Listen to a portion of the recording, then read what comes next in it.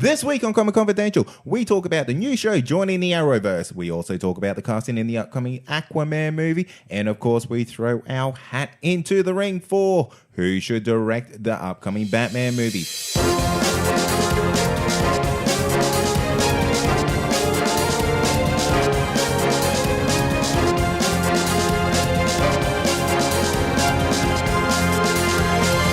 Welcome back to Comic Confidential. I'm Cade Meyer. And I'm Troy Spinner. And before we dive into the top 5 stories that you need to know this week, let's talk about the Castaway Awards, Troy. Yes, let's do that. Oh, wait. Amy's not here. Oh, she's not. You know what she's doing? No idea. She's doing a biathlon or a duathlon. A duathlon. I know what it is. I've never heard of it. I think she made it up to avoid coming in today. No, it's where you do it. Oh, it's right. like a duathlon. I think you just go and do stuff. So a triathlon is like when you try it. Yeah, but this one's where you actually do it. So it's harder. Yeah, I would assume. Yeah. I think it's where you run and swim. Yeah. Yes. Whatever it is, it's stupid. It's crazy. You could just be sitting here on a chair in a studio, but no. You're out running. It's crazy. And it's pissing down rain today where we are. It is. It has not stopped for about 4 days. Basically, she's just doing 2 swimming events. Yeah. Well, good luck to her, Amy, if you're out there, which you are, obviously. Good luck, champ. I hope you do it. Hope you got your floaties. You're gonna need them. Anyway, let's talk about the Castaway Awards, because submissions have closed for the main thing. It's done, mate. It's done. If you didn't make the cut, you're fucked. You're fucked. You haven't made it into Australia's first ever podcasting awards, and you've best. missed out. Well, it is the best. It's the best. It's the benchmark now. That's for damn sure. They've set the tone. One thing that is still open, though, is the voting for the People's Choice. Popular Choice, People's Champs, whatever you want to call it. You call it what you want to call it, but it's the people's chance. It's the People's Champs for sure. So do us a favor, if you would, jump on our Facebook page. I believe it's still pinned to the top. If it's not, we'll fix that. But yeah, all you got to do is jump on, click that little thumbs up thing, give us a vote, and make us be People's Champs. Yeah. Like The Rock. We might get like a I think certificate. John Cena was a People's Champ once Was he? too. I don't know. Not the People's Champ. No, is that even that's not a thing. Let's move on. Let's move on. Black Lightning joins the Arrowverse as the series moves from Fox to CW. This is exciting stuff. So basically, Black Lightning revolves around Jefferson Pierce. He's made up his choice. He's hung up the suit and his secret identity years ago. But he's got a daughter who's hell-bent on justice, but is also a star student, but she's getting recruited by local gangs. You know how it goes, kids these days. Yeah. Anyway, he's pulled back into the fight as the wanted vigilante and DC legend Black Lightning. Troy, Yeah. how will this show fit into the DC roster that's already chockers? It is chockers. I don't think it will initially. I think they'll how they'll probably play it. The one thing I don't know about Black Lightning is I don't know the city in which it's set, and I don't know if this is a city that has been referenced within the Arrowverse yet. Yep. So if it hasn't, it's likely that it won't fit in straight away, and they'll kind of... 'Cause the problem that Arrow had is because it was the first show, it effectively had to introduce all these other shows. So it had to introduce the Flash to the universe, and it had to introduce Legends to the universe. Supergirl just came over because NBC or CBS or whoever it was didn't want it anymore. Yeah, it was a flop. Yeah, but so I don't think they'll do that again. I don't think they'll try to make, Arrow the show that kind of brings this other show in. I think it'll work as a standalone, and eventually, similar to how they did with Supergirl, they'll work in a crossover and stuff like that. I see this actually coming in through Supergirl. Really? Yeah, because they're trying to push that whole vigilante side to that show, which they don't fucking need. You got Supergirl. Well, that's true. But it depends. I guess it really depends on whether it's set on Earth 1 or Earth whatever. Yeah. So that's going to be a big thing as well, because we do know there are multiple Earths within the Arrowverse. So that could affect it as well. That could. If they want to keep it standalone, they could just say, oh, well, this is Earth 19. Yeah, or whatever, Yeah, so we'll see what happens. I am excited for the show, though. I think it'll be pretty cool. Not knowing a lot about the character, everything that I've read so far seems like it'll be pretty fun. Yeah, is he, from what you know, because I have no knowledge of this guy. Very street level. Yeah. Yeah. He's 100% showing up in Arrow then. Oh, well, probably, yeah. But very street level. As you can suggest, like as you can guess from the name, like he does have like the control over electricity and things like that, which I think it might have been an experiment that went wrong. One of those things. Oh, okay. Yeah, but maybe he'll fit into the Flash somehow, since there's seems to be a lot of lightning and electrical play over there. He couldn't be retired then if he gets his power from the particle explosion. Unless he's retired for like a year and he's like, no, I've got to come out. Wow, that's true, actually. That's a good point. So I'd say it would be some sort of like long time ago secret experiment type of thing. Or accident. He'll have to be a fairly old character.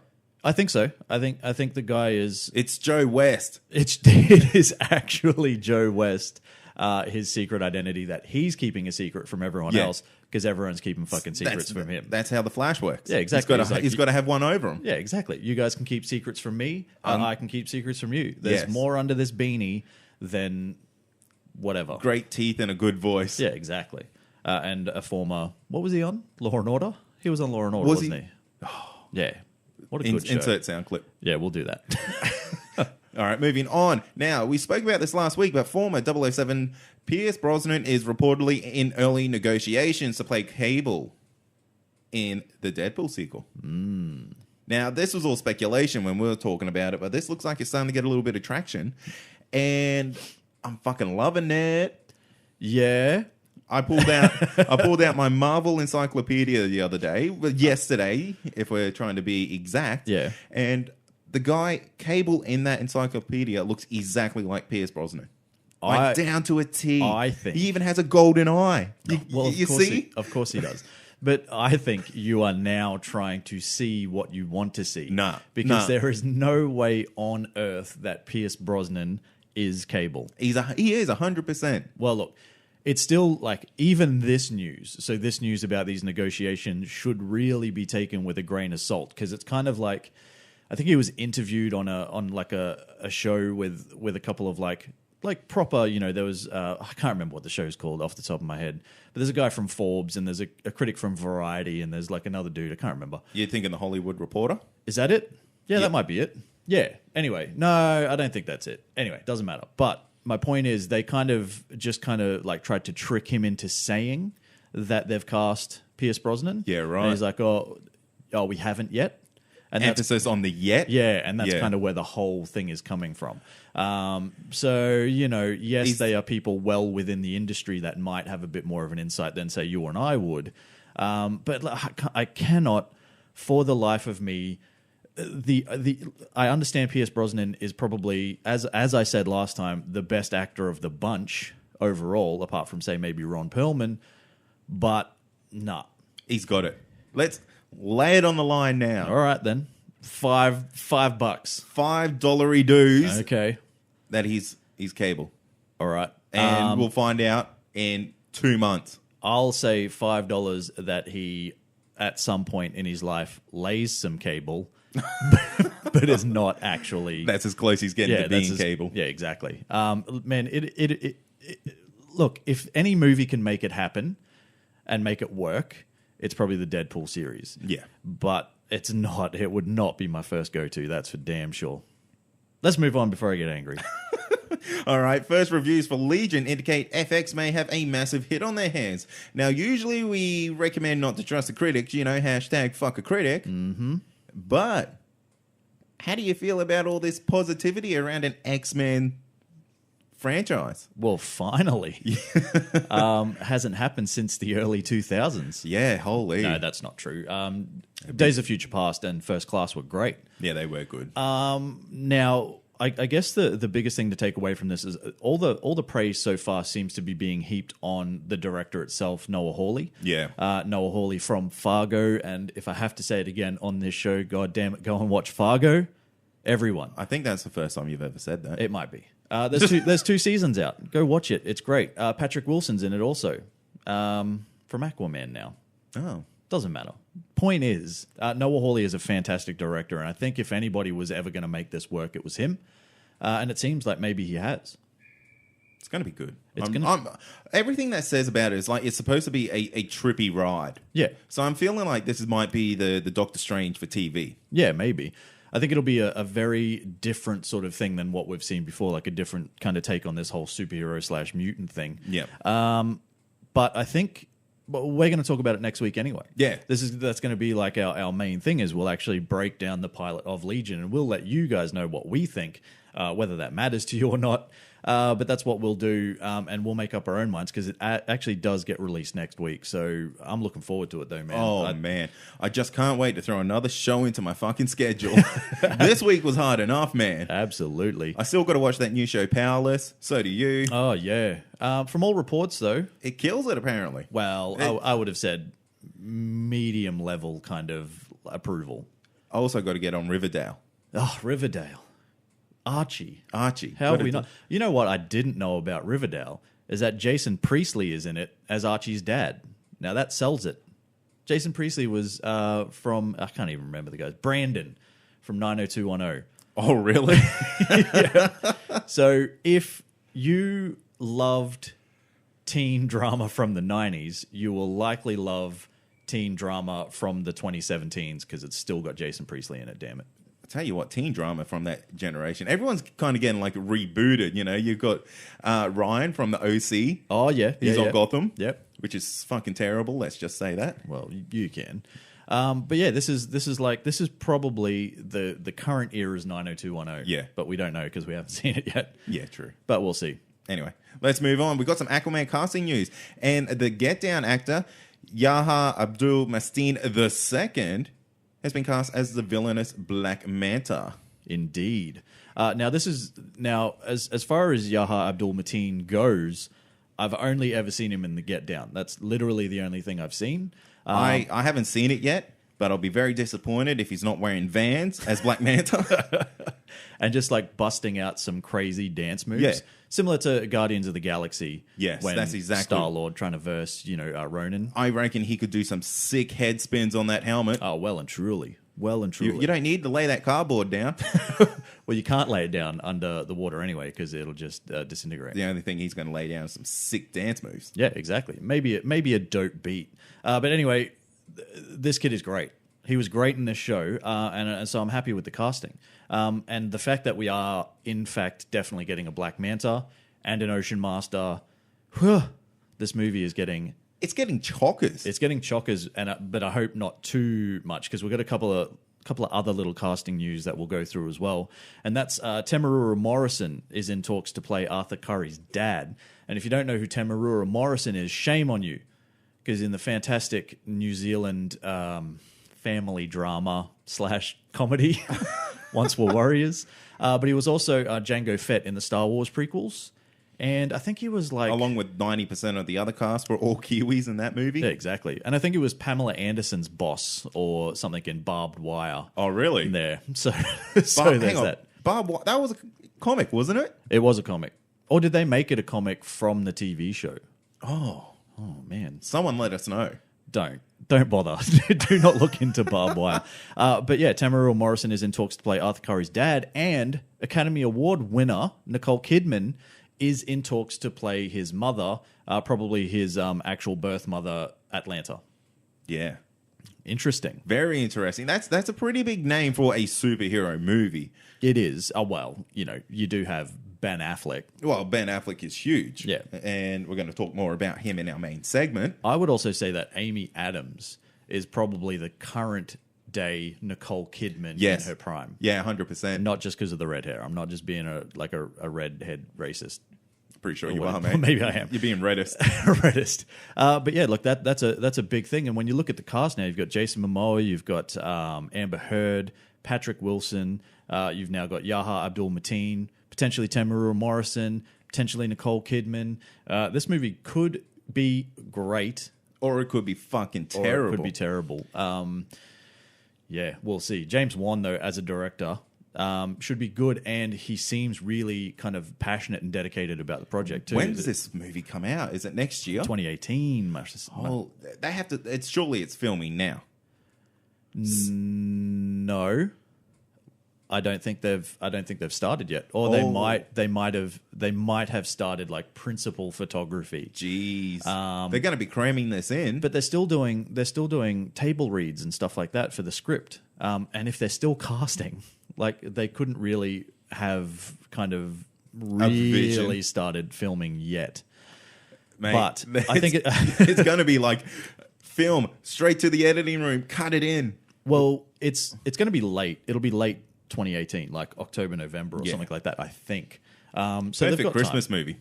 Absolutely. Under the sea. Under the sea. We'll see what happens, though. I think it's going to be great, but I also think all of these movies are going to be great, and I could be a little bit biased. And that's going to take us to the world famous... Fameless, yeah. We're world famous. That's actually technically correct. Yeah, you have hit it spot on, my friend. That wasn't a mistake. I nailed that. The world famous weekly wrap segment where we wrap up all our top moments from the TV shows. Maybe yours as well. We might have the same top moments as the people out there. Maybe. Pretty hard this week. Well, isn't it? Yes. Anyway, you want to start it off with Agents of S.H.I.E.L.D.? Yeah. Hot Potato Soup. What a fucking weird name for an episode. Yeah. That probably would have been my top moment. Yeah. The title, Hot Potato Soup. Yeah. Done. Next one. Yeah, okay. Anyway, Radcliffe edges closer and closer to the Darkhold. Meanwhile, the S.H.I.E.L.D. team discovers Agent May's secret and 400 patent Oswalts show up. They do. Should I go my top moment first? Yeah, can you? Yeah. So I guess for me, I've got two, if I can stretch the rules. We've got no Amy. I'll let it slide. One time only. First off, I think it's great having Patton Oswalt on the show, even if he is potentially the most inept agent you've possibly ever seen. Did I read that his wife just passed away? Oh, really? In real life? Yeah, in real life. Oh, is that true? I don't know. I haven't heard that. I'm pretty sure I read that. Oh, man, if that's true, then that's pretty sad. It's the saddest, because he's like the best guy in this show. He is, and he's funny as fuck for what he does. And I think kind of, we've seen the character before in, I think it was not Civil War, Winter Soldier. So we've seen the character pop up, I believe. Yep. And, that's great. So it does tie in the whole MCU and all that sort of stuff a little bit more.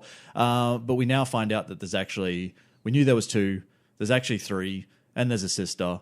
But it was all pretty good. I like the way it was done. Watching this guy try to run after people was good enough. I wish his sister was him cross-dressing. That would have been fantastic. Yeah, that would have been pretty good.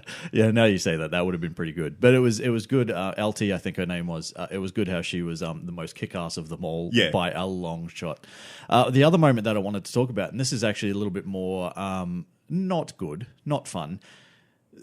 When you're talking about this later half of the Agents of S.H.I.E.L.D. series, you basically really, what this has become is the Darkhold has just become the MacGuffin for this show. Yeah. So basically the plot device that people have to chase in order to move the story along. And if it's going to keep focusing on that, it's going to get pretty boring pretty soon because they no longer have...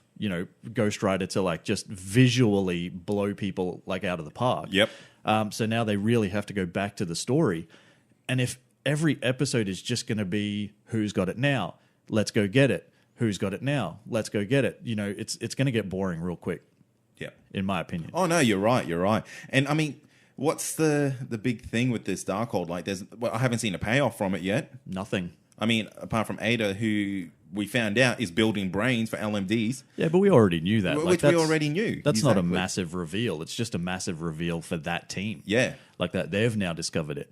And it's pretty cool. Like, I get how they're trying to bring the mysticism and the magic in and all that sort of stuff and help us kind of tie it into Doctor Strange in a way.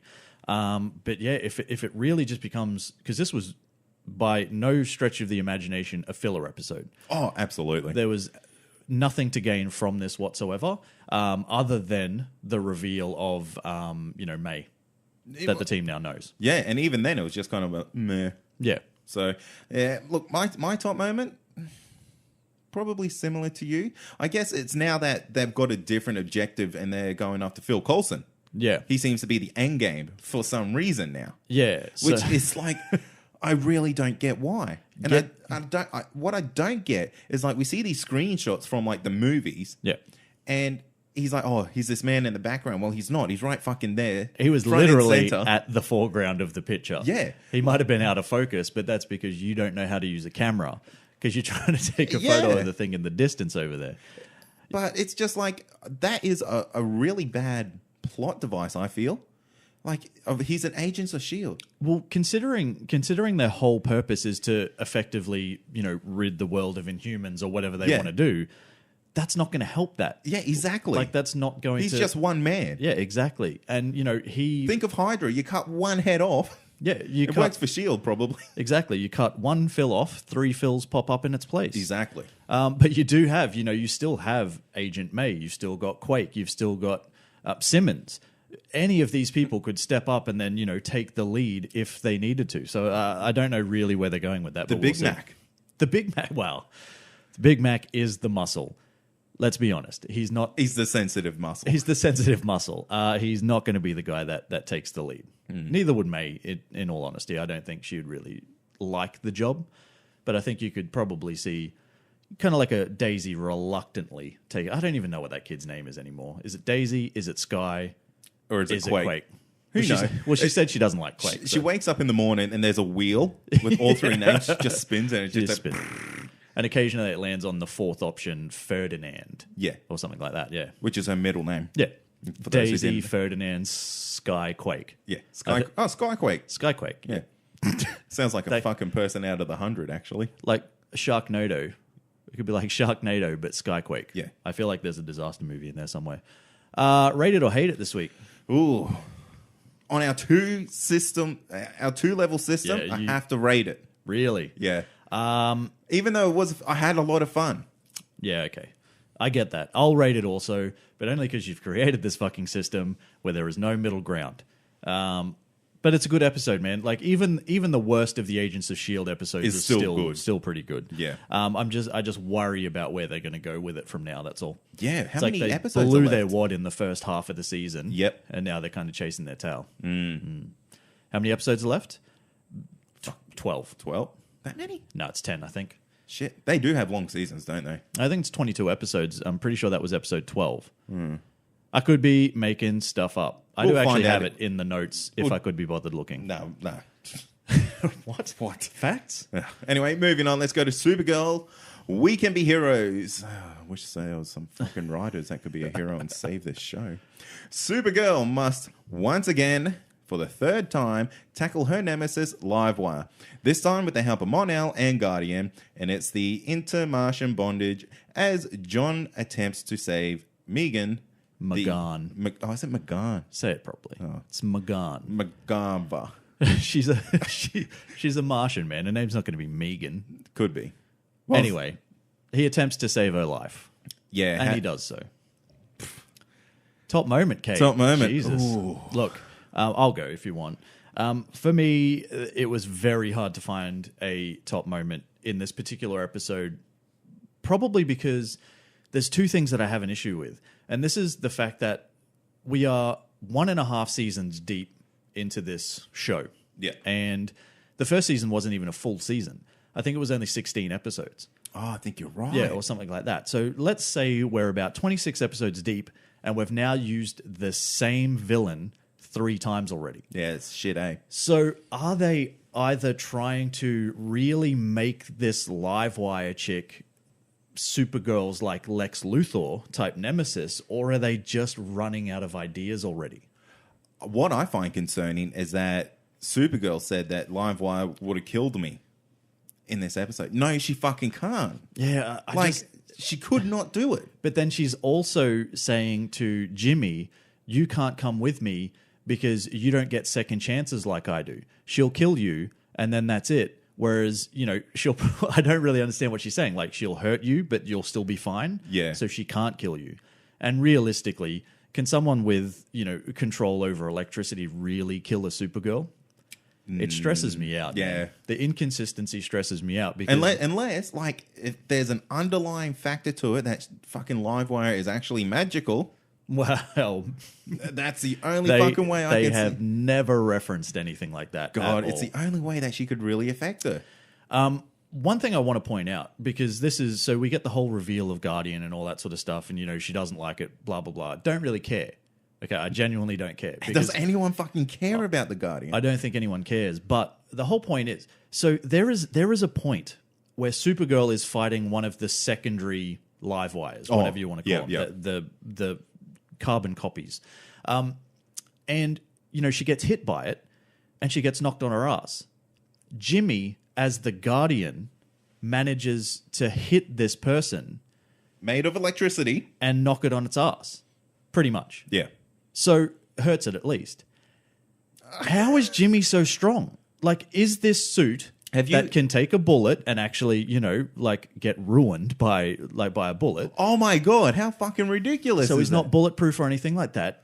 Is this suit giving him super strength? Because if it isn't, which they've never fucking referenced, but if it isn't, it makes no sense how somebody could punch somebody so overpowered as Supergirl and knock her on her ass and then take a hit from a human and then get, you know, basically knocked back. Yeah. You know what I mean? Like, that inconsistency makes me so mad. Yeah, sorry, I'm rambling. No, you're saying everything that I was about to say. I'll give it one good thing. It was great to see Jessie Graff in there, who was the secondary female Livewire carbon copy American Ninja Warrior. She's fantastic, and she's strong as shit. So it was good to see her actually get some lines, because she was like just a stunt lady. Yeah, isn't she the stunt girl for Supergirl? No, not for Supergirl. I think just for the show. For the show, yeah. Ah. So I think she killed it on American Ninja Man. Oh man, absolutely killed it. So it was great to see her on the show and actually get some lines, and, you know, she's getting some fame, and that's great. The rest of it, man, like, sort of pissed me off. How about you? Oh, you got anything, mate? I think you've really covered everything there. I don't see how Jimmy's fitting into this world. He's not. He's not at all, and I feel like the writers have like trapped themselves. Yeah. Like, the only way to get rid of this guy is like ship him off to Metropolis. Yep. Because apparently maybe Superman needs a backup hero who has no fucking powers, and just make him steal. Make him steal in Metropolis. Yeah, why not? That might make more sense. Yeah, just give him an actual powered suit. Yeah, they probably should have done something like that rather than whatever they've tried to do. One thing I do quickly want to mention before we move on from Supergirl there is the criminal underuse of the Martian Manhunter this season so far. So far. Like, terrible. You can really tell, right, that they are struggling with their budget when they can actually go to Mars or wherever it was, you know, like whatever the planet was that they were on. In their human bodies. Yeah, but they maintain their human forms. Yeah, like that made no sense to me. Where she can, you know, she is referencing him as a green Martian and, you know, all that sort of stuff. And you can kind of see them like sloppily in the background and stuff like that. And that really shitty CGI kid one. That ran off. But it is mental, the fact that they have this character and they just can't use him. He could have put a stop to Livewire like that. Yeah. You don't even need Supergirl in this show, technically. Well, you don't need the Guardian, and you don't need Mon-El, because you literally have Supergirl and the Martian Manhunter. You know what? You've just made something obviously clear to me. What's that? The Guardian is in here as a plot device to stop the Martian Manhunter being used. Probably. It's probably, you know, and we'll see what they do with Mon-El as well. And, like, I could continue with the problems that I have with this show for just this episode forever, but I won't. I'll leave it. Next week's episode does apparently focus on them, on Magan and Jean, so we'll see what happens, and we'll see if they do use them a little bit more. I tell you but I can't see it happening. Nah, if it's a terrible fucking, like, episode of them talking about the end of Mars again, which I think is all those two talk about. Yeah, we get it. Yeah. It's done. You're both from Mars. One of you killed 1,000 million people and the other one ran away. Well, she didn't, but, you know, her people did. You know what I mean? Her people, Troy? Well, our people have technically done some pretty bad things over the course of history. Doesn't make us bad, though, does it? So you've got to take it for what it is. You need to forgive and forget and move on. But, you know, this whole thing, like if they have an episode that revolves around the Martian Manhunter and we don't see some fucking Martian Manhunter, you know, oh man, it'll shit me to tears. Shit me to tears. Rate it or hate it? man, I feel like I hate it. I can't rate it. Not this week, not at all. I'm with you. I hate it. I hate it. If there was something like higher than hate, Yeah. you can't. It's hard to, man. People will love it. People will love it for what it is. But when you have to watch these shows and you have to try to pull like the good and you have to recognize the bad and all that sort of stuff, sometimes the bad can become glaring, and that's problematic for some of these shows. Oh, absolutely. And I know. Look, we spoke about this earlier, but my partner and I were talking about the Supergirl show. Yeah. And she were actually comparing it to Gotham. Yeah. And the reason I hate Gotham is because there's 50,000 stories going on that don't make sense. Yeah. She hates Supergirl at the moment because there's one story that's going nowhere. Yeah. And she has a fair point. Yeah, in the sense that Gotham at least keeps you on your toes. Yeah. It keeps it fresh. And there's always something new happening. Whereas Supergirl, it's the same shit. Yeah, Freak of the Week. But you could say that for a lot of these CW shows. Oh, absolutely. So, It's the CW curse. So maybe we've been wrong this entire time. And Fox and Gotham actually have the best show. They've got the formula down pat. Maybe. Maybe we've been wrong. Damn it. No. Gotham will be back next week. Doubt it. All right, let's move on. The Flash, Dead or Alive. Gypsy travels from Earth 19 to collect interplanetary / interdimensional fugitive H.R. Wells, leading to an epic flirt fight with Cisco Ramon. Meow. Oh, damn, that was hot. Especially that one scene near the lava. Oh, yeah. That was so hot. Because lava is hot. Yeah, Science. exactly. Meanwhile, Iris struggles with her impending doom, and Barry realizes that he may not be the key to her survival. No fucking doubt. No doubt. No doubt. I did read something funny. Have you seen that meme where it's like the guy and he's like pointing his finger to his head like he's thinking? Oh, yeah. It's kind of like, your life can't fall to bits if it was never together. Yeah, exactly. Yeah, that guy. It's like you can't fail to save Iris if you make it Wally's problem. Yeah. Yeah. So it's kind of, he's basically just handballed it off to Wally, and it's like, well, I can't fail now. Wally's going to fail if anyone's going to fail. I went and got it. When you went to Zarafa's this morning. Yeah. It's not a sponsored segment. Shout out to Zarafa's Coffee if you're listening. The guy I got my coffee from looked like Kid Flash. Oh, really? Like 100%.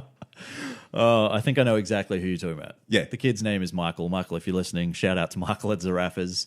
Kid Flash. Zarafa's Kid Flash. He had a few extra, whiskers and stuff like that. But, holy, I was just like, oh, my God, look at that. Who are you pointing to? No one. My You're in partner. the car by yourself. I was pointing to my dog. I'm like, look at him. What's your top moment this week? Or I can go again. Do you want me to just go first? Yeah, I'll go you first go every first. time. I'll go first every time. Okay. Okay. My top moment for this week. All right. First of all, I'm going to have two every time. I'm sorry. But one's like. How about you say one, I'll say one, and then you say the other? Sure. One's like a quick one. So this whole gypsy thing, right? So that's fine. She's a collector from Earth 19 and all that sort of stuff. What is with all the bad girls on this show just loving the Ramon? Oh, man. They love it. It's the hair. It's I don't know what it is, but they got a thing for it. Because there's Golden Glider? There's her, there's Golden Glider. I mean, Kendra wasn't exactly like a bad girl or anything, but she was a terrible actress. So bad actress. I think that's cool, man. This kid, like this nerdy kid, and he's got his sexy long hair, but the ladies love him, man. Yeah. That's probably why he had so much beef with Barry living with him that short time. Yeah, probably. Because he's like just wrecking his game. Yeah, he's like cock blocking him essentially. Yeah, all day. But I just, it's just something I wanted to reference. I love the fact that this guy is basically the ladies' man of the show, and he's not the hero. You know what I mean? So that's good. Yeah, that's good. That's one of my moments. What's yours? Okay. I'm going to be the same. I might have a couple. I'm going to squeeze them in real quick. Sure. One was Cisco being in full-on Vibe outfit for the first time ever. Was that ever? Or did we see him one time when we saw him on Earth 2? Yeah, that's Earth 2, though. Well, okay. Different. Different. Same, but different. Yeah. And also, British guy. Julian. Yeah. Just his one-off lines. Oh, man. She must have been having an off day. That guy, that guy's inability to interact socially was hilarious. It's fantastic. Like, I know Cisco is the comic relief. Yeah. But, oh, man, he is killing it. It's the same, like, it's another comic relief, sure, but it's a completely different sort of way. Yeah. So, yeah, they can shoehorn him in like that. That's fine. I'm like I said last week, I'm just happy that the character's part of the team and they're actually sort of doing something with him. Not that he's doing, like, too much. So far, he's still trying to find his feet. But yeah, I love the character. I love what they're doing. Yeah. I like how he kind of said this episode, I found 6, like, better ways that you could have just done that. Yeah. That was fantastic. Just out of nowhere. It's like, yeah, you know, like you did it, but I could have done it so much better. Yeah. Yeah. It's Love great. it. One of my other top moments is the reveal that Wally West will be the savior, which we've spoken about before, and we knew that was coming. And like, if you spoiler alert for comic books and whatnot, he is like the one who takes down Savitar. But it just goes to show that this is how powerful this kid is becoming in such a short time. Yep. Because they're saying he needs to cover however much distance in 2 seconds or something like that. Yeah. I would have thought that would actually be quite fine for the Flash, who can effectively go like Mach 4? faster than the speed of light. Well, not in the show. Not in the show, but you know, the character itself. So I would have thought, you know, a couple 100 meters in 2 seconds would have been fine, because that's what it seemed to be. I find there was one flaw with that, like, thought though. What's that? Is that Savitar is also a speedster. Like, he could just super speed stab her. Yeah, well, see, this is my problem with... This is one of the ones I wanted to tackle with Supergirl, but I left it alone. They really underplay the speed factor. Yeah. There are plenty of times where these characters are so blindingly fast, but they never actually play on that. Yeah. And it'll be one of those things where they probably won't even reference it. Let's not forget the fact that Savitar has effectively ragdolled the Flash every time that he's gone near him. So even if he does get there quick enough, what is he supposed to do when he's there? He's just too physically imposing. Yeah, he'll get stabbed with the other spike, probably. Yeah, Zack probably has one in his foot. He probably does. Like X-23. Yeah, exactly. Probably has a big dick spike. Ooh. He's going to get dicked. Mate, this isn't Let's Be Real. Oh, sorry. You can't bring out dick jokes. You got to save that for that segment.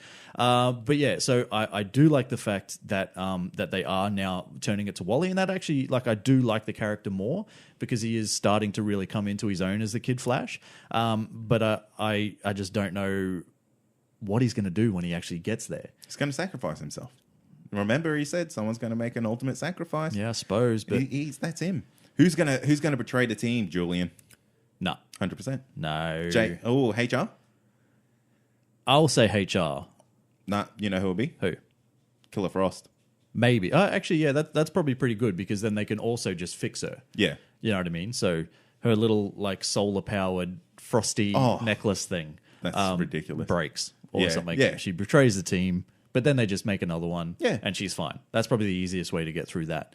Yeah. You rate it or hate it? Rate it. Yeah, rate it. Yeah, look, the Flash is kind of back, in my opinion. Struggled a bit in the first half of the season. It's found its feet again. It's found its feet again, man. Yeah. I'm really enjoying this show. I think it had to just do that groundwork to some shitty episodes to build up those little tiny stories. Yeah.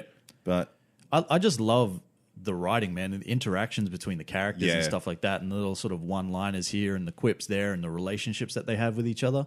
I actually read somewhere that a lot of people hate the Iris and Barry relationship. because they're racist.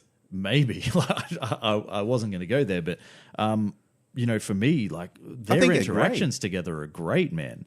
I'm not saying that I cry, But yeah, something went in my eye. yeah, exactly. Yeah. Anyway, There's a lot of dust when I watch The Flash.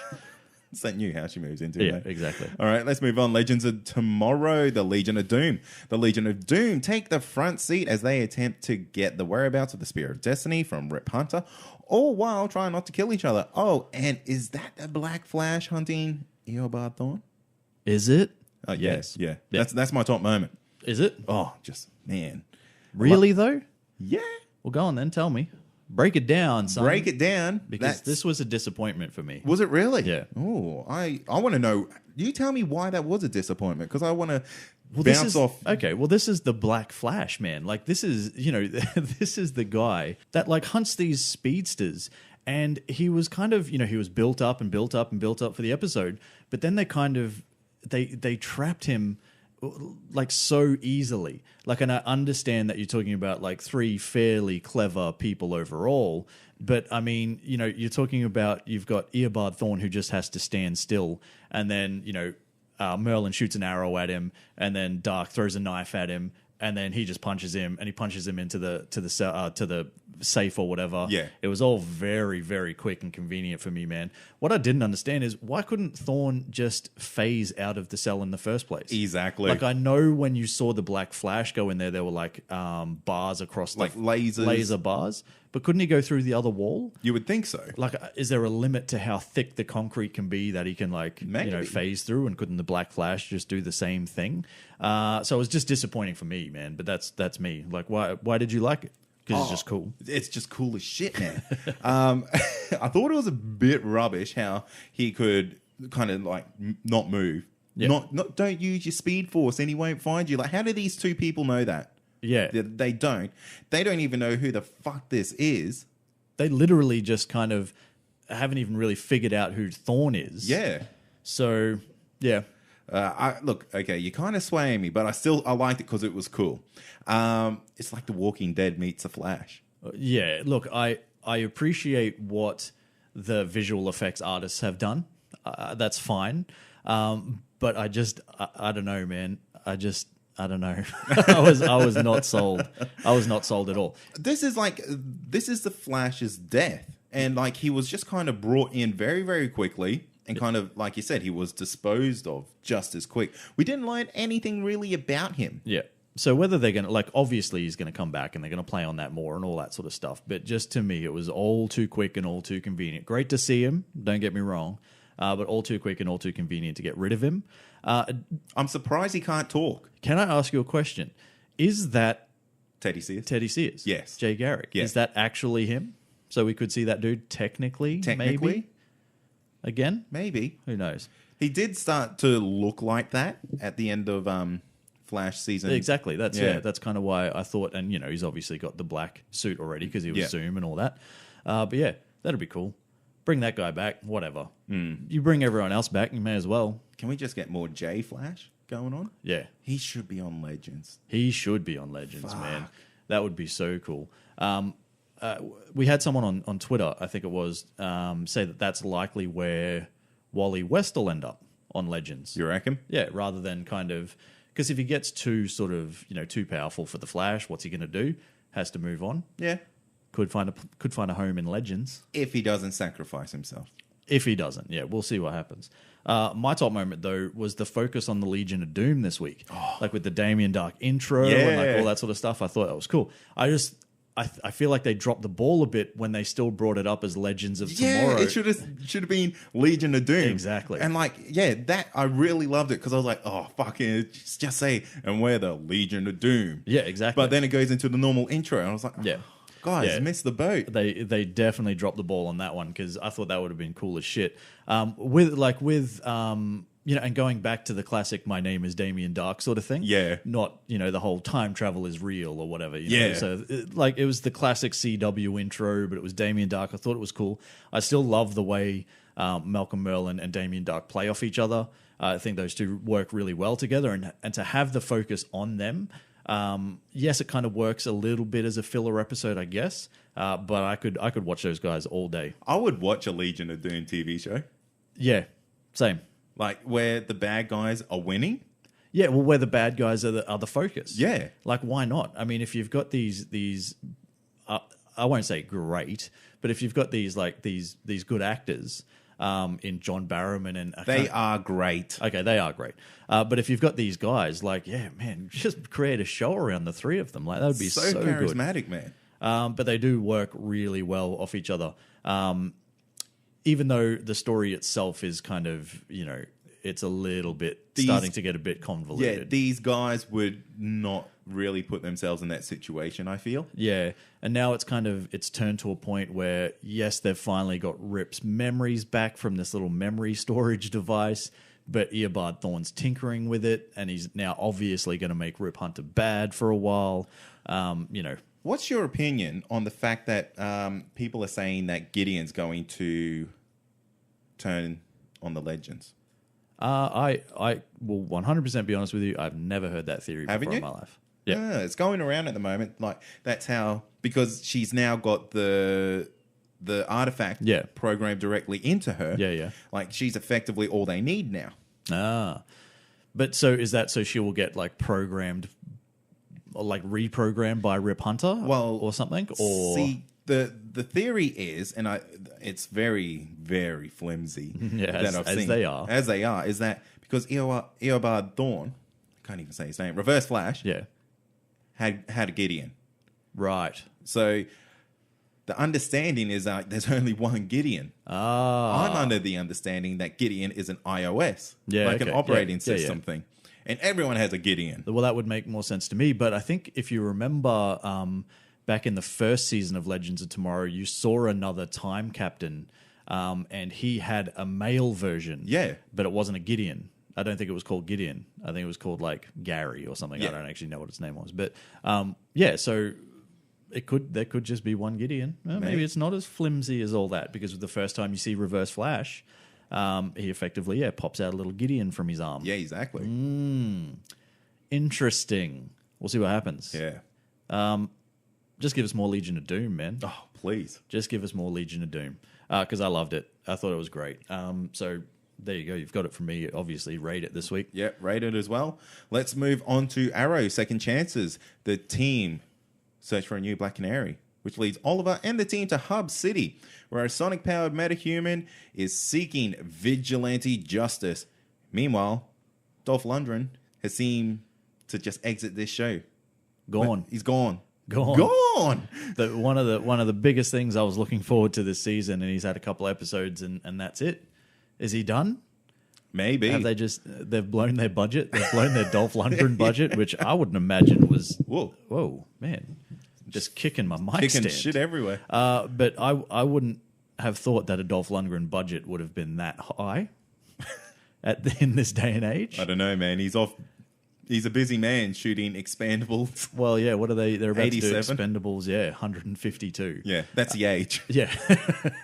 But it is a shame. I hope he comes back. He has to come back at some point. He hasn't vanquished him yet. But yeah. I don't know, man. I want more Dolph Lundgren. That's all I can say. A top moment for this one, again, I have a couple, but one's really quick.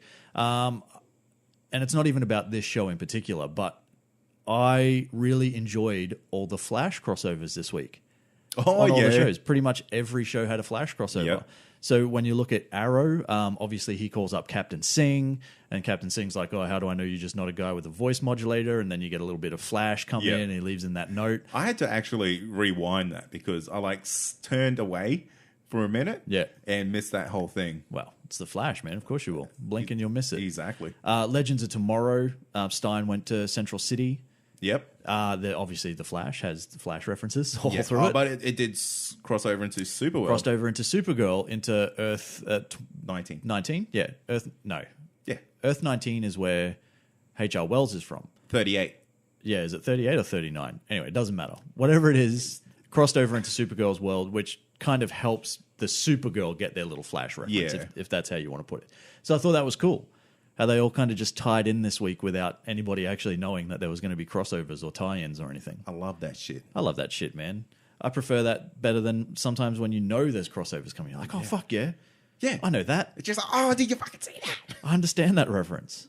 So that's that for me. The second point for me is that Dinah Drake already seems to be a way cooler Black Canary than Laurel. Oh, my God. Make it happen. Oh, they will. I'm sure they will. Like, I am under the impression that she all but joined the team towards the end of it. Yeah, so am I. Yeah. Fucking love it. Yeah. So the fact... It's TV convenience that she's... Very. that she has a scream. Oh, man. And that's, it's just, they're looking for a Black Canary. Yeah. And all of a sudden there's this urban legend, as Mr. Terrific puts it, that there's, this vigilante that has this sonic scream. But, take it for what it is, man. I thought that was pretty cool. I thought I like the character already. Yeah. At least she has the background of being somebody who, has like a law enforcement background. And so it's more believable that she could actually take it to these people, and she's got this metahuman ability. Unlike Laurel Lance, who was nothing. She was just a girl who became a woman, who became a DA, who all of a sudden became one of the best vigilantes on the planet because she trained at some dude's boxing gym. I actually found a good little line in here from Mr. Terrific. He almost said like, oh, she's like not a normal person, kind of like us. Like, how did we even get on the team? Exactly. And like, that's what everyone wants to know who watches this show. Yeah. Like, once Mr. Terrific creates the T-spheres, then I'm all for him. But at the moment, it's kind of like you are almost the least valuable member at a street level on this team. And he knows that. Like, he references it pretty much all the time. And that's fantastic. I like that. He's almost like that tech man on the beat. Yeah. Why didn't they take Ragman with them? Like, when you've got a character that is effectively as powerful as that, you're going to take Mr. Terrific and a guy that has 2 guns. Yeah. You know what I mean? Like, you've got this guy who has these 1,000-year-old mystical, magical rags. And you take old mate. I can tell you why, because him and Felicity were at the support group for Next City getting blown up. Oh, what's it? No, Monument Hill? Monument City? Yeah. Monument Hill. Something like that. Anyway, fair enough. But and this whole Felicity, side story, is that their way of kind of like, is she going to leave the team? Hopefully. I don't think it's going to happen. Oh, I really wish. But I don't know. I think she should, because obviously then Mr. Terrific can just be the tech head. Yeah, but Mr. Terrific needs to be Mr. Terrific. He can be both. He can be out on the field hacking shit. Aquaman. No, I think the guy really needs to be out there, and I want to see some goddamn T-spheres. You know what? I hate how they show all this like little stuff where he's working on things. Yeah. But never leads to the T-spheres. Well, I think he referenced it. It might have been last week that he's working on something that could be really big. But I don't know if that was just the sonic dampener that they used this week or something like that. Like, it's like that was also very convenient that it just happened to work with this other guy's powers. Like, how did this guy get sonic powers? Because they're all these particle accelerator powers sort of seem to be based on whatever they're doing at that particular time. Yeah. So she sees her partner get shot, she screams, and all of a sudden she has this sonic ability. So what is he doing? He was shaking his eyes around. Is that what it was? Yeah. Yeah, he was just shaking his head. Or he spun around and he was dizzy. Oh, maybe. Yeah. Maybe. That's very fucking flimsy. I like how Oliver was like almost not affected by this. Yeah, but he is, he's Oliver Queen, man. Like he's next level. And that's, it's kind of showing you that these normal, everyday, average people aren't as highly trained and skilled and whatnot as him. I'm sure Oliver's done lots of metahuman training 5 years ago. Oh, 100%. For sure. But, because we haven't even seen the end of the flashback yet. You don't know what he goes through. True. Can we talk about that for a sec, just quickly? Yeah. I just want to touch on this whole Talia al Ghul thing. Why is she... why? Nah, why would she be invested in this whatsoever? Like, I understand, I knew you were friends with one of my former students. And it's like, and now I've done all these investigations, and you have to go back and save this city. This is your destiny, all that sort of stuff. It makes no sense that she would be that heavily invested in that. And I guarantee these two have a romantic relationship. I think it's already been confirmed. Is it really? Yeah. Oh my God, man! Why can't you just leave that alone? Because he's Oliver Queen, man. He's got to get it in.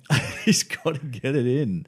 I understand, but like this is one of my problems with this show, that you can't have a female character on this show without it being romantically tied somehow to Oliver Queen. It's bullshit. Can I tell Talia al Ghul would never probably put herself in that situation. Should just kill him. Or should just, should use him for, a bit of action. Yeah. And then that'd be it. I can't see she'd get herself romantically involved. All right. We need to wrap this up. But before we do, I hated how she almost said his opening monologue. Yeah. Yeah.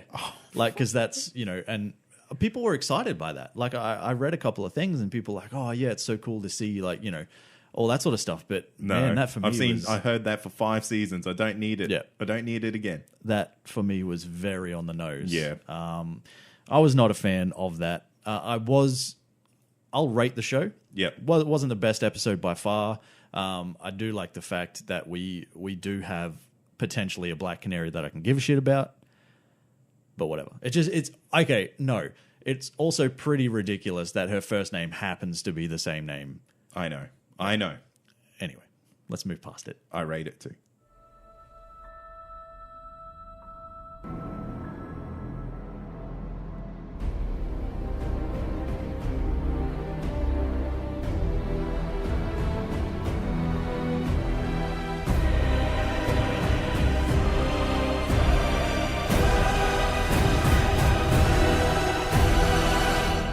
So this week we thought for our main segment would take one of the biggest news stories of the week or ever.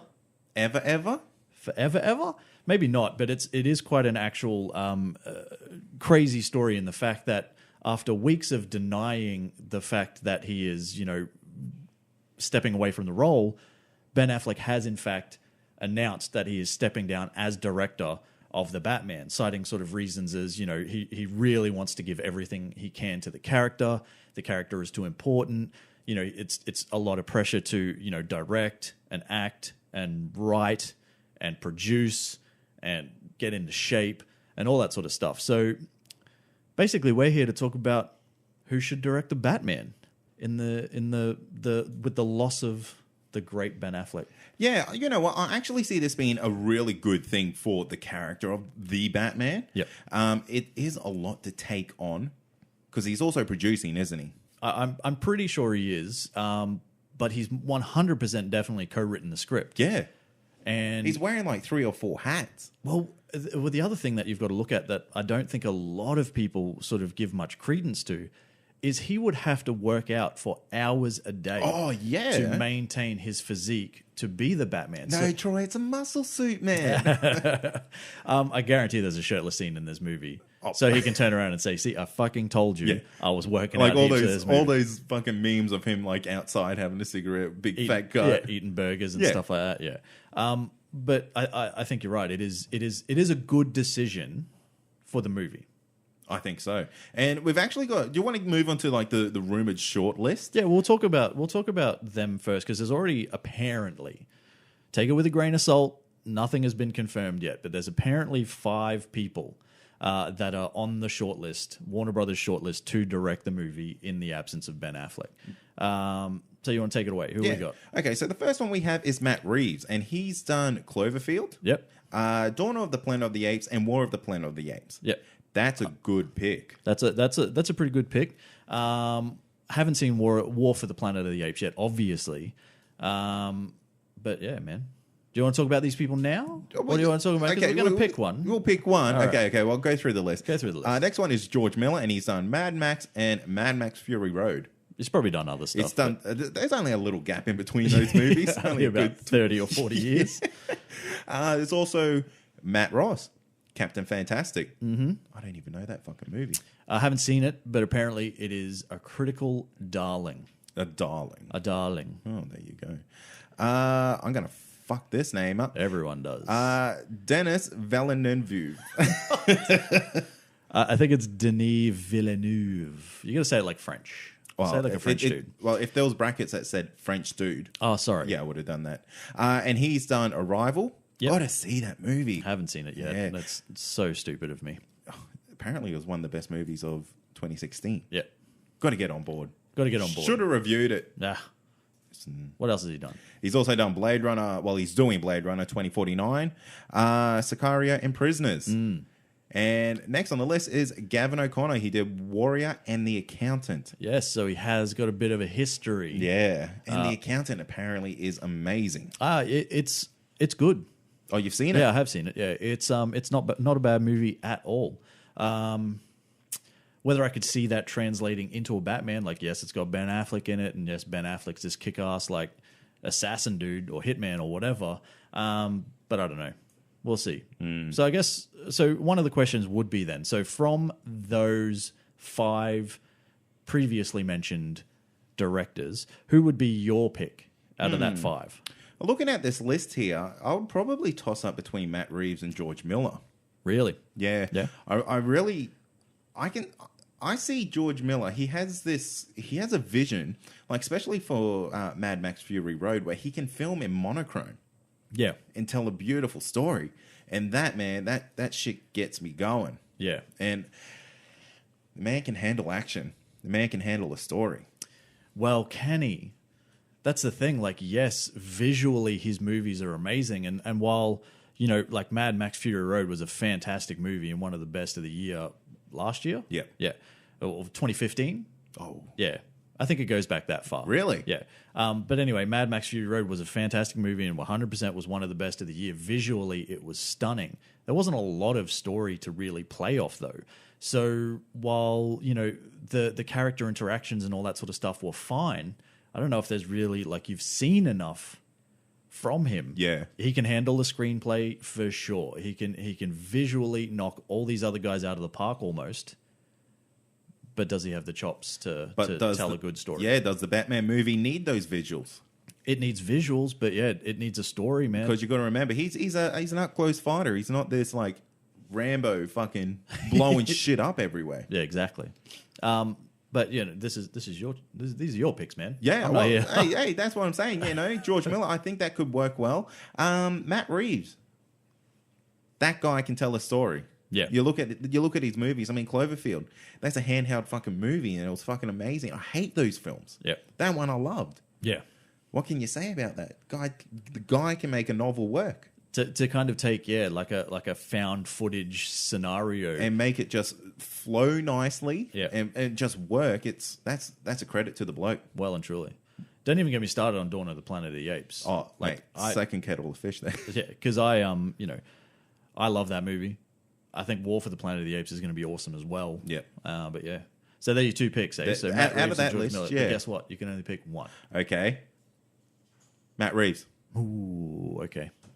For me, when I look at it, so Captain Fantastic I have not seen, but from all reports, like stars Viggo Mortensen, absolutely fantastic movie.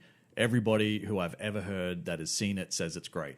But I haven't seen it, so I can't tell myself sort of what his style is. And this guy is more known as an actor than he is a director, and I know that's not necessarily a bad thing. But this is kind of his first movie. So do you want to give a guy the Batman when it's kind of like his second ever feature? Could be the thing that brings him out. Maybe it's fresh eyes. Like maybe that's exactly what you need. I would have said Denis Villeneuve. However you say his name. Look, if you're listening, man, just let us know how you say your name. Everybody gets it wrong. When you look at movies like Arrival, which we haven't seen, but is by all reports visually amazing, critically acclaimed, tells a fantastic story as well. Sicario was amazing. Prisoners was great. Blade Runner 2049, I have no doubt is going to be awesome. But this guy is too busy. This guy's just signed on to be the director of Dune as well. So while he would have been my pick, I don't think he has the time. Yeah, right. I think he's got way too much on his plate already. So I would also agree with Matt Reeves because purely for the Dawn of the Planet of the Apes factor. Yeah. Like this guy can take visuals and he can take CGI and he can make a fucking CGI monkey the star of the show. You know what I mean? And yeah, to be able to tell that story through the use of like visual effects predominantly, man, that's great storytelling. Yeah. You're exactly right with Cloverfield as well. It's one of those movies, man. It's found footage, which I hate also for the most part, but he made that a great movie. So I would go Matt Reeves as well. Matt Reeves? Matt Reeves is the unanimous. He's the man. He's the man. So make it Matt Reeves. If it can't be Ben Affleck, make it Matt Reeves, man. I would rather a guy who has a little bit of like he's got a because I think the toss up is between Matt Reeves and Matt Ross from everything that I've read. Like the two that they're looking at, the others are kind of like Maddies. The two Maddies. But Matt Reeves just has that sort of that what's a portfolio. Yeah. That sort of He's got that backing behind him. He does. He's got the experience, mate. Well and truly. So Matt Reeves for sure. Now let me ask you this question though. In an ideal world where you could just pick anybody from the world of directors, who would you pick? Okay. Anyone? Anyone. I'm gonna go left field here. Yeah. And I'm gonna go Tim Miller. He's out of a gig. Tim Miller, yeah. Tim Miller. Deadpool director. Previous Deadpool director. Directed the first movie. Got booted off the second one because, was it he wanted too much money for the movie or he didn't want it to be big budget? I think he wanted to keep it small scale like the first one. Yeah. But they wanted to take it kind of next level. But, Yeah. you don't know. Yeah. I think he wanted a smaller budget. Yeah. Yeah. I want him. You want to know why? Why? He's seeking vengeance. And Batman's all about vengeance, Troy. My God, really? Yes. He would kill it. He would kill it. I mean, the fact that he can tell Deadpool as great as he did. Yeah. I mean, it's not everyone's kettle of fish. I mean, superheroes grabbing their dicks and getting shot up the arse. I mean, that's not for everyone. But the fact that he can make that the most successful R-rated movie of all time. Yeah. Kind of, says something about this guy as a director. Sure enough, Ryan Reynolds had a lot of, input and, he was a producer of it all. Yeah. But I feel this guy can really tell a story. Yeah, that's fair. My only problem with Tim Miller is I honestly don't know anything of him outside of Deadpool. You don't need to, mate. No, but think about this. If you didn't have Ryan Reynolds in Deadpool, would Deadpool have been as successful as it was? Well, how long's a piece of string? 7 meters. That's a long piece of string. Yep. I think that's a rope, mate. But yeah, with Tim Miller, I just don't know. I don't know enough about him. Yeah. But that's a fair choice. Like he did take what people were very unsure of what could happen, and you got to think about they had already had a Deadpool in X-Men Origins Wolverine, and it was fucking terrible. Ryan Reynolds again. Yep. And they took this and they took a chance on it and they made it like a fantastic movie. So that's a pretty good choice. Mine's also a little bit left of field. If you say What? Kevin Smith? If you fucking say Kevin Smith, mate. I would say I'd say Kevin Smith. Why not? Is that really your That's pick? not my choice. But why not? I mean, the guy has Even a show called Fat Man on Batman. Even Kevin Smith said, I don't want to do this. Yeah, but when you look at okay, so all right, I would not let Kevin Smith direct this movie. Kevin Smith He would make Batman Lives. maybe And trying to work that fucking shitty Superman storyline into this. Look, it didn't work on Supergirl. It must work on Batman. Look, he has the passion, he's got the writing chops and all that sort of stuff, but he is self-admittedly a very sort of a basic director. Like in the sense of he doesn't do these crazy Christopher Nolan-esque techniques or anything like that. He kind of just he gets two dudes in a room and he just puts a camera on them and lets them talk and lets that be the movie build around that rather than the visuals. And there's nothing that he has in his back catalog that would make you think that he could pull off such a crazy big budget movie. Incorrect. Zack and Miri make a porno. Oh, well, that's true. Yeah. That's true. But he was the one thing that he was given the option to do, I think, was the Green Hornet back in the day, and he turned that down because It's the fucking Green Hornet. well, he doesn't really like making other people's movies. Is kind of what he said. He wants to create his own vision. Yeah, right. So start to finish. Yeah, type of thing. pretty much. So, if you've already got something that is co-written by Ben Affleck and Jeff Johns and all that sort of stuff. He probably wouldn't be overly interested if he couldn't go in and make, writing changes and all that sort of stuff. Yep. Doesn't matter anyway, because Kevin Smith is never going to make this movie. Kevin Smith has said Kevin Smith is never going to make this movie. Who's your pick? Okay. Imagine, this is not my pick either, but this is but think about this for a second. Christopher Nolan. Yeah, you know what? He was like, why not? why not? Exactly. You know what I mean? He's been proven. Exactly. I don't know how that works, and he'd never do it. He's got his trilogy, Yeah. and I think he'd be quite happy to just leave it at that. How do you make a movie?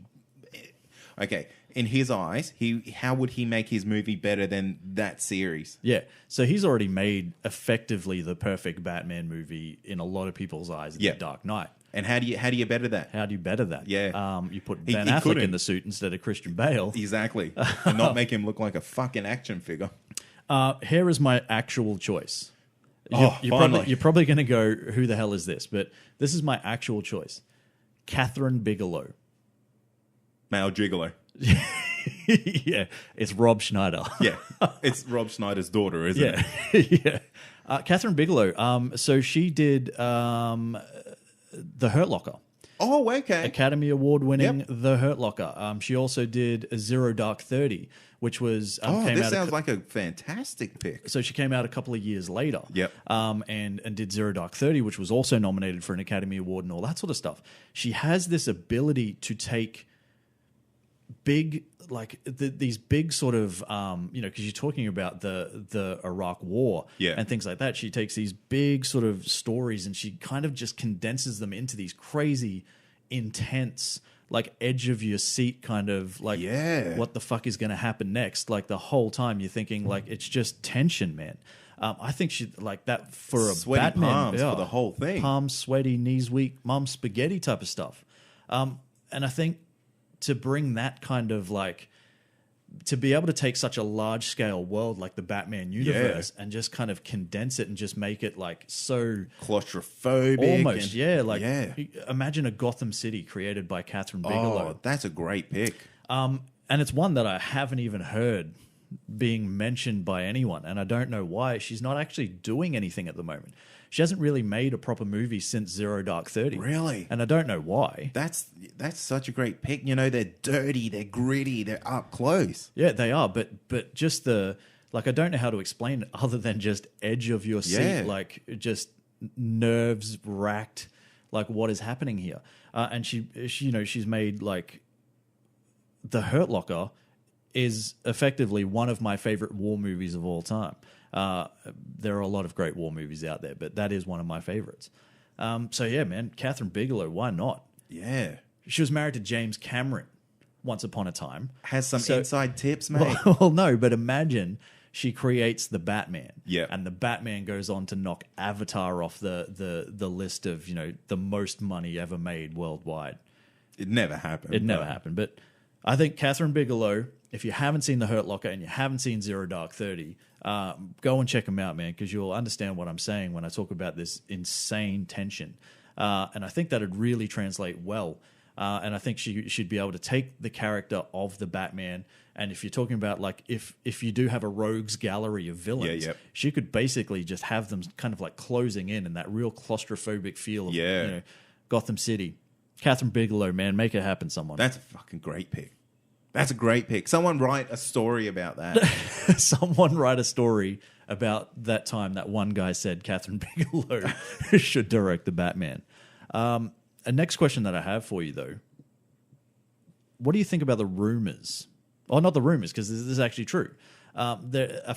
Somebody has created a petition for Justice League director Zack Snyder to take the helm of the Batman.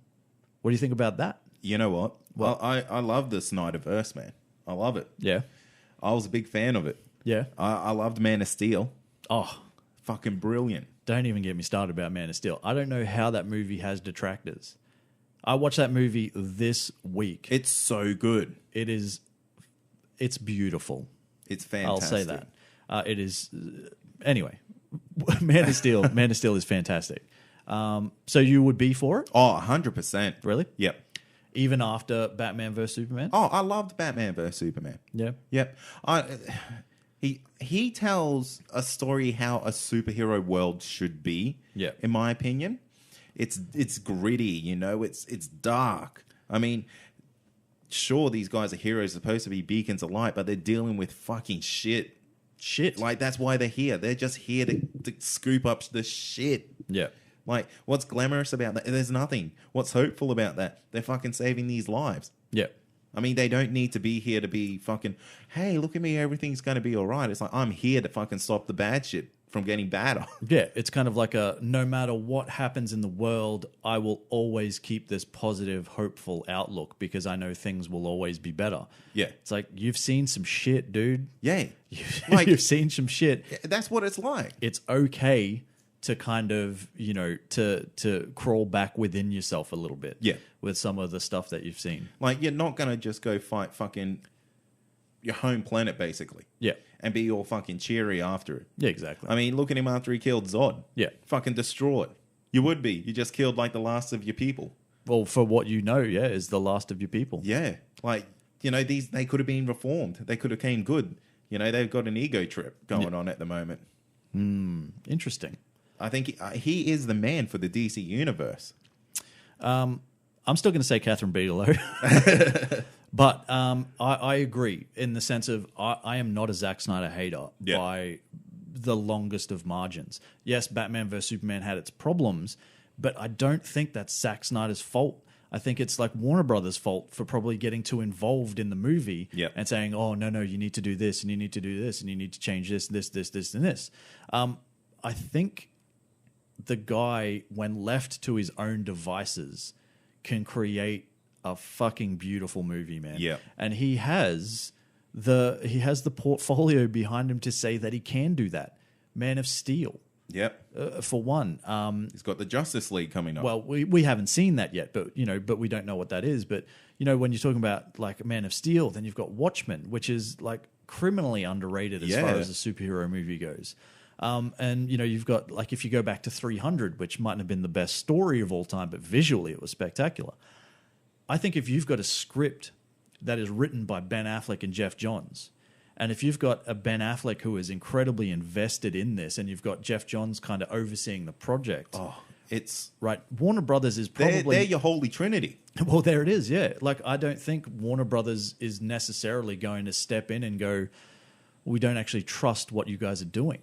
Jeff Johns is there. He's DC. Yeah, Ben Affleck is there. He's the Batman. So I would be all for it, but in saying that, I do really want to see Justice League first to see if kind of, again, I don't think it's Zack Snyder's fault. I think it's Warner Brothers. So I need to see what he has managed to do with Justice League before I would jump on and say yes, 100% give it to Zack Snyder. Yeah. So yeah, I don't know. Let us know what you think. Yeah, look, 3 things. Out of the 5 people that we spoke about, who would you want? In an ideal world, who would you want? Who's your pick? Would you be on board for Zack Snyder to helm the Batman? And if not, why? Yeah, exactly. Don't just say no because I hate him because of Batman vs. Superman. Yeah. You have to have better arguments than that. Now, speaking of hate and all that sort of stuff. Well, hate and the DCEU kind of 4 letters, yeah. each one. they're kind of synonymous with each other. But there are a lot of issues that are apparently being thrown around in regards to how the DCEU is coping. So we're talking about things like Wonder Woman actually being a mess. Justice League is a mess, has the same problems that Batman vs. Superman had. The Flash has lost 3 directors and it's getting a page 1 rewrite. Which is unheard of. Which is massive. Cyborg is still without a director. And the biggest one, rumor, of course, these are all rumors. Don't get me wrong. This is not actual factual stories whatsoever. Ben Affleck apparently stepping away as the Batman.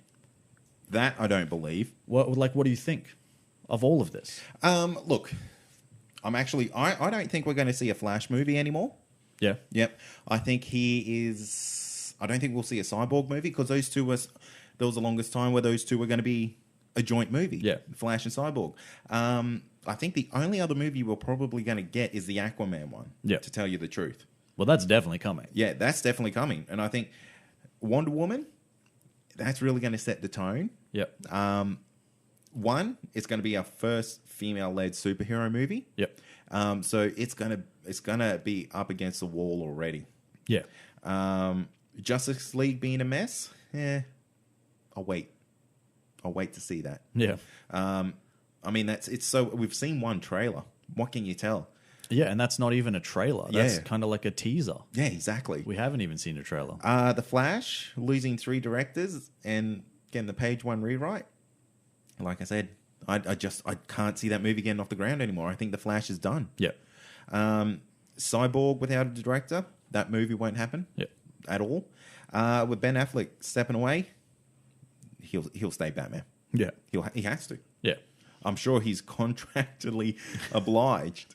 Well, see, what people are saying is that, even if he is contractually obliged, Ben Affleck would have the money. If he really wanted to step away, he'd have the money to break that contract. Would you, though? If he wanted to. But would you? Why would you? Yeah. And that's the thing. And if you have decided to step down as director, I mean, then you've already taken a lot of pressure off your shoulders. Now you just get to submerge yourself in this character that you've already played 3 times now. Yeah. So, you've already done it in Batman vs. Superman. You were a little bit in Suicide Squad, and you've already done Justice League, basically. So why would you then step away from the role? Unless they find a way to kind of, make Justice League where he steps down. Maybe. And then, somebody else steps in, because the person that is currently being thrown around is actually Armie Hammer, who was rumored to be Green Lantern. Green Lantern. But there's there's talks now that, because he was actually in talks a fair while ago to be the Batman for, I think it was Justice League Immortal, which is a project that was apparently fantastic that never actually made it off the ground. Right. And him sort of teasing all these, connections to the DCEU and all that sort of stuff. People are starting to question whether maybe he is the guy who will be taking on the role. I don't buy it for a second. I honestly don't buy it for a second. It could happen, but I don't believe Ben Affleck at this point would step away. You'd step away after the Batman. Yeah.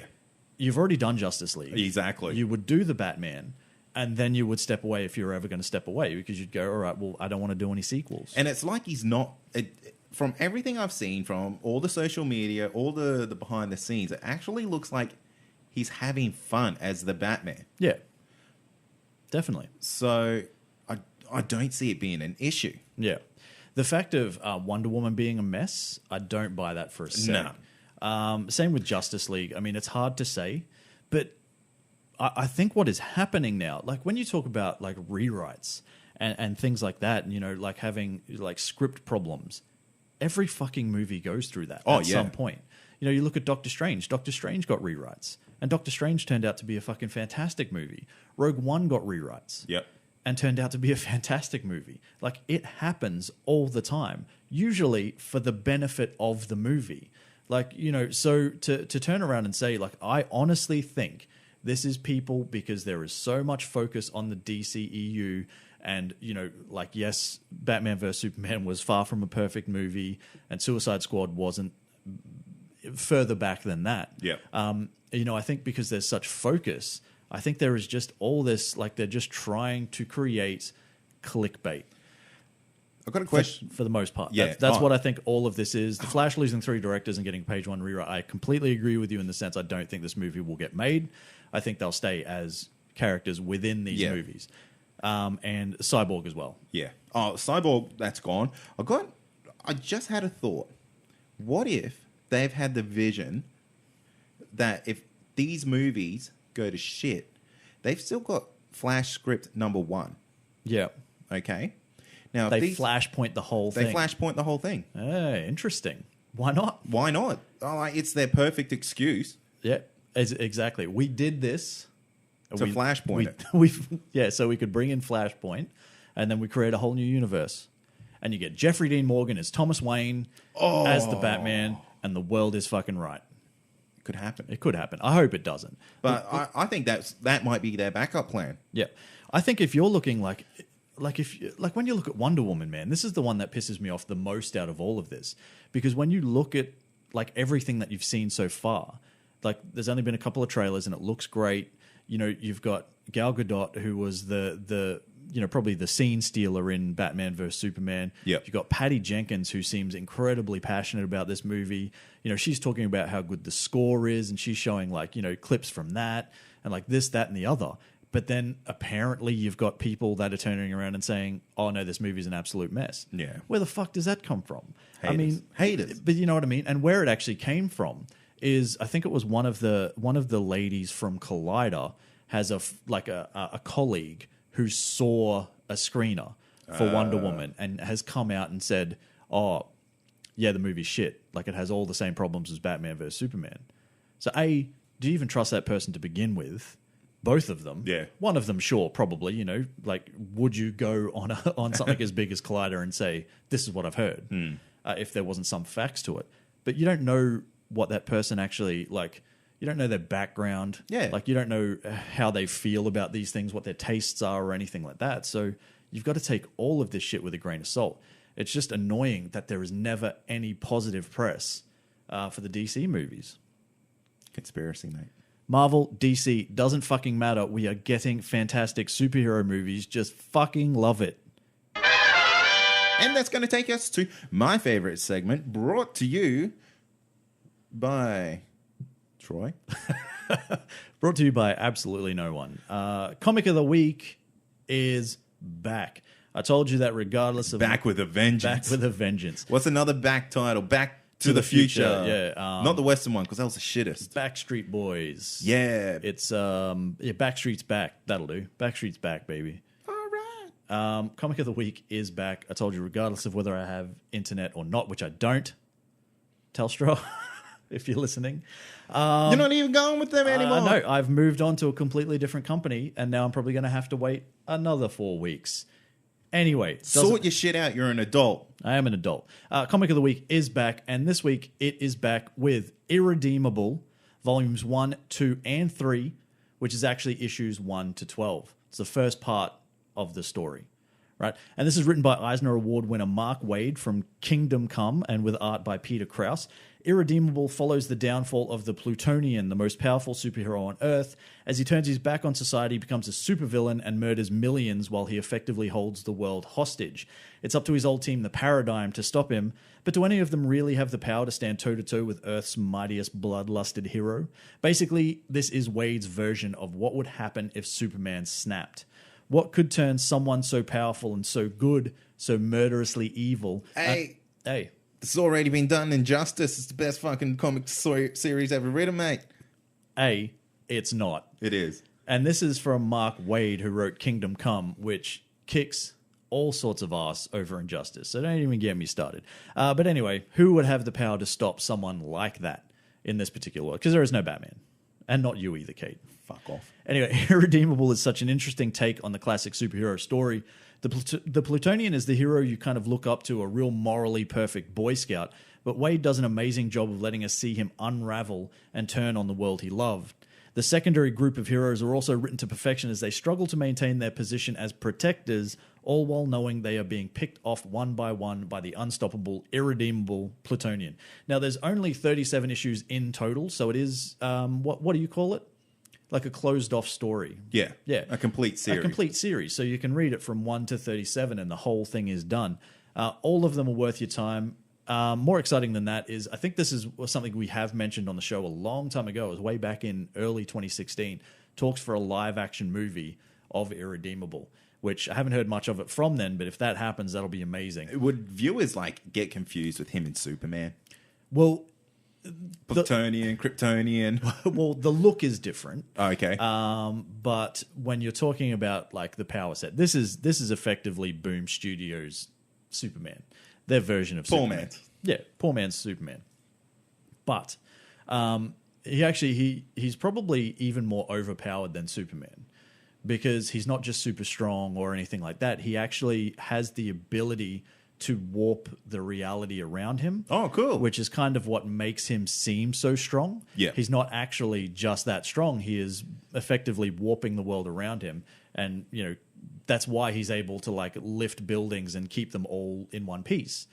Rather than physics, which would have the whole building crumbling around him. He's actually just warping reality. He doesn't know it, though. He just thinks he's super strong. Right. Yeah. So anyway, there's a whole bunch to it. But there's 37 issues. I say get into them. I give this series 4.25 heart-bursting punches to the chest out of 5. And basically, I dare anyone to challenge me otherwise. Okay. Because I'm the unstoppable, irredeemable... blob. Yep. And don't forget, speaking of challenges, Cage Challenge. Shit, what was that? Now, I have incorrectly been telling people that episode 54 is our 1-year anniversary. It's actually episode 55. So we have one more week. So Cade's pumping his fist. We have one more week. So next week, I'll let you guys know what the book is. That's going to give Cade a whole week of his time. 1 week? to read it. Well, that's what I have to do sometimes, man. Welcome to my world, motherfucker. Read a book. Write something about it. I'm already reading a book. Reading that. If you talk about X-Files. No. I'm reading. World War Z. Yeah, World War Z. Aren't you finished that yet? I feel like you've been reading that since the movie came out. Yeah, I almost have. It's just terrible. Bit of a slog. It's just not for me. Just tough. I've got like 60 pages left. You know you don't have to finish it, right? I'm that fucking close. If I wasn't so far into it, I would not have finished it. And I actually paid money for it. Oh, yeah. Well, that'll do it. If I like borrowed the book off someone, I'd just be like a library. Yeah. Or, someone who actually buys books. Yeah. I'd say, here, take it back. That's shit. Yeah, that's fair. But I'm too invested financially and time. And emotionally. And by the sounds of it. Absolutely not Look emotionally. how passionate you are about it. But, so, you've got a week left. If you want to throw us any more suggestions for a comic series or anything like that for Cade to read. The Flash. Do that. Godspeed. And, we'll get him doing that on episode 55. I do read comics, right? Sure thing, pal. That's going to do it for another episode. Stay tuned next week as we review the Legion pilot and decide whether it's going to be any good or not, and whether it's going to fit into our regular rotation or not. Nah. We'll decide. We'll decide next week. Probably not. Let's thank some people. Let's thank the listeners, the subscribers, and the reviewers. It's you guys that help us climb the charts. Goddamn Collider keeping us out of the top 20 the other day. Haters, man. Haters. Nah, they're all right. I love that show. It's pretty good. I don't.